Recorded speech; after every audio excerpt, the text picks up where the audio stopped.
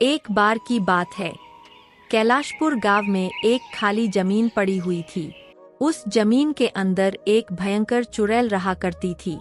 चुड़ैल दिन भर अपने जमीन के नीचे वाले घर में रहती है और रात होते ही अपने खाने का इंतजाम करने के लिए निकल जाती थी। दिन भर इस घर में तो रहकर मैं बोर हो जाती हूँ, पर एक बात है, इस घर में आजकल इतना गर्मी पड़ रहा है, लेकिन जमीन के नीचे कितना ठंडा है। बाहर पता ना ये इंसान कैसे रहते हैं। मैं तो अब रात को ही निकलूंगी इस घर से। दिन भर चुड़ैल सोती रहती है, क्योंकि रात में उस बाहर घूमना होता था। पूरा दिन बीत जाता है और रात हो जाती है। चलो अब थोड़ा रात का नजारा देखा जाए और कुछ खाने का इंतजाम किया जाए। फिर चुड़ैल अपने घर से निकलकर रात के समय गांव में जाती है। वाह, रात का क्या नजारा है, अब बस कुछ खाने को मिल जाए। चुड़ैल पूरे गांव में आसमान में उड़ते हुए घूमती है।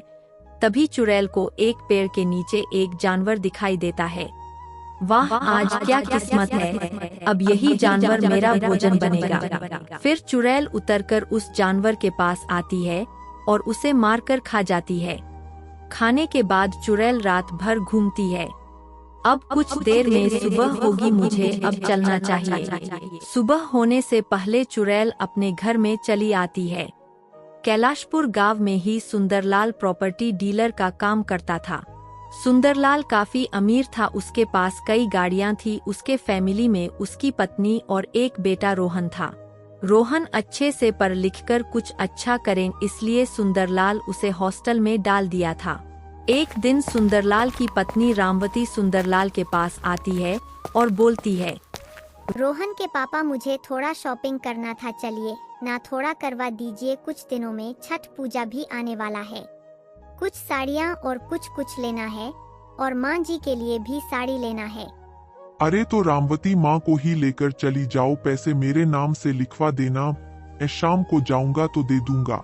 मैं माँ जी से बोली चलने को, तो वो बोल रही है कि आपके के साथ चली जाऊं, नहीं लेके चलेंगे।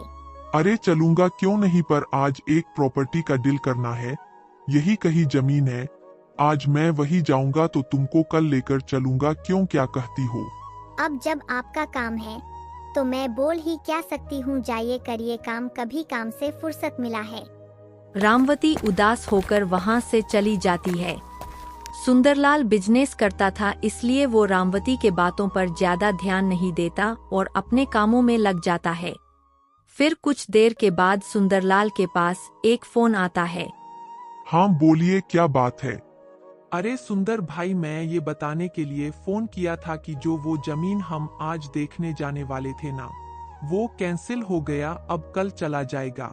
चलिए कोई बात नहीं है, कल जब जाइएगा तो फोन कर दीजिएगा। हाँ हाँ ठीक है। फिर सुंदरलाल रामवती के पास जाता है और बोलता है, रामवती चलो तुम्हारा शॉपिंग करवा दूं। जाइए, आपको किसी काम से बाहर जाना था ना। आज का कैंसिल हो गया, कल जाऊंगा, तुम जाओ और तैयार होकर बोलो। रामवती तैयार होने चली जाती है। कुछ देर बाद तैयार होकर आती है। सुंदरलाल और रामवती मार्केट के लिए निकल जाते हैं। मार्केट में वो दोनों एक मॉल में जाते हैं और शॉपिंग करते हैं। शॉपिंग करके दोनों घर आ जाते हैं। रात को सब खाना खाते हैं और सो जाते हैं। सुबह सुंदरलाल जमीन देखने जाने के लिए तैयार हो रहा था। रामवती जल्दी खाना लाओ, नहीं तो मैं चला जाऊंगा, वैसे भी काफी लेट हो गया है। हाँ हाँ बस लाई। फिर रामवती खाना लाती है और सुंदरलाल जल्दी जल्दी में खाना खाता है और घर से निकल जाता है। सुंदरलाल कुछ आदमियों के साथ उसी खाली जमीन को दिखाता है जिसके नीचे चुड़ैल का घर था। देखिए हरिया भाई, यही वो जमीन है जिसके बारे में आपसे बात हुई थी। काफी औसत में है ये जमीन सुंदर जी। हाँ हाँ, लंबाई भी है और चौड़ाई भी है। मैं क्या बोलता हूँ कि इस जगह पर कुछ ईंट रखवा देते हैं और थोड़ा गड्ढा खुदवा देते हैं कि जिससे जगह पहचान में आ जाए। हाँ हाँ, ये सही रहेगा। तुम दोनों थोड़ा गड्ढा खोद के और थोड़ा ईंट रख देना और यहाँ से चले जाना, अब हम लोग जा रहे हैं। ठीक है सेठ जी। और हाँ, घर आकर पैसा ले लेना। इतना कहकर सुंदरलाल और हरिया वहां से चले जाते हैं। फिर जो सुंदरलाल के 2 आदमी काम करने वाले थे वो ईंट रखते हैं और गड्ढा खोदने लगते हैं। अरे ये कैसी आवाज है, कोई इंसान आया है क्या, ऊपर चल के देखना पड़ेगा।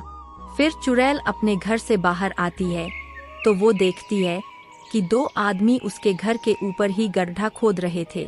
चुड़ैल उन दोनों के पास जाती है और बोलती है, अरे वो मूर्ख इंसान, तुम दोनों यहाँ गड्ढा क्यों खोद रहे हो? वो हमारे सेठ जी ने कहा है इसलिए खोद रहे हैं। लग रहा तुम दोनों को अपनी जान प्यारी नहीं है। तुम दोनों को तो मैं अभी बताती हूँ। भाग सोनू भाई भाग, नहीं तो ये चुड़ैल हम दोनों को मार देगी।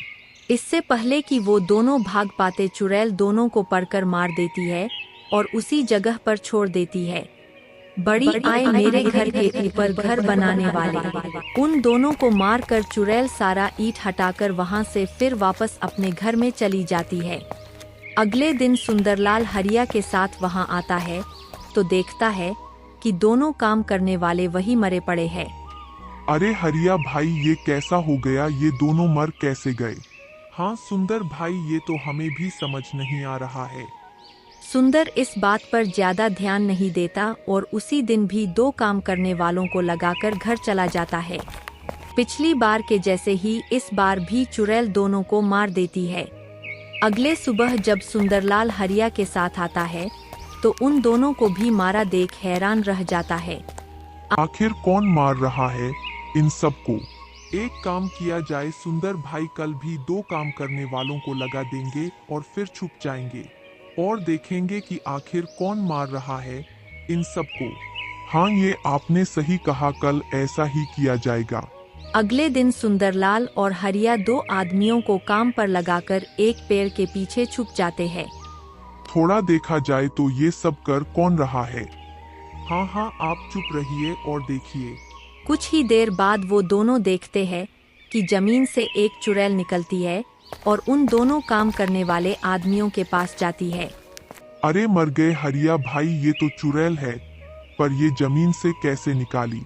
चलो हम लोग वहां चलते हैं, नहीं तो ये चुड़ैल उन दोनों को भी मार देगी। ऐसे ही कई लोगों को मार दी है। इससे पहले कि चुड़ैल उन दोनों को मारती सुंदरलाल और हरिया वहां पहुंच जाते हैं। रुकिए चुड़ैल जी, इन दोनों को मत मारिए, मैं ही इन दोनों को काम करने के लिए बोला था, पर आप हमारे आदमी को क्यों मार रही हो? इस जमीन के नीचे मेरा घर है और तुम सब उसके ऊपर घर बना रहे हो तो मैं तुम सबको बनाने दूं। नहीं, ये हरगिज नहीं हो सकता। जो यहाँ घर बनाएगा मैं सबको मार दूंगी। अरे चुड़ैल जी, हम लोगों को नहीं पता था ना, अब किसी को मत मारिएगा, हम लोग यहाँ घर नहीं बनाएंगे। फिर सुंदरलाल सरकार से मिलकर उस जमीन को चारों तरफ से घेरवा देता है, जिसके बाद चुड़ैल आराम से उसे घर में रहने लगती है।